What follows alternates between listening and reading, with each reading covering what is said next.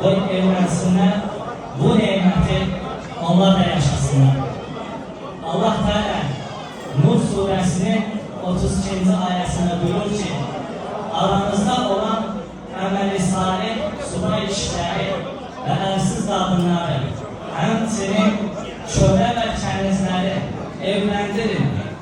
Əgər onlar kasıb olsalar, Allah Teala onları öz lütfü ilə vallandırar, onlara yardım eder.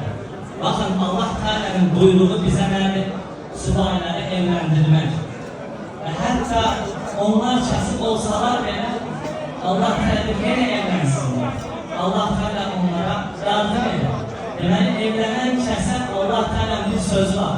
Bir dərdi var ki, onlara yardım edəcək. Təbii ki, niyetin xalis, səmimi olarsa, Allah Resulü'nün sünnəsinə uygun olarsa, halal Allah'ın buyurduğu şekilde bir nikah, bir azilet isteyersense Allah Teala'nın yardımı senin üzerine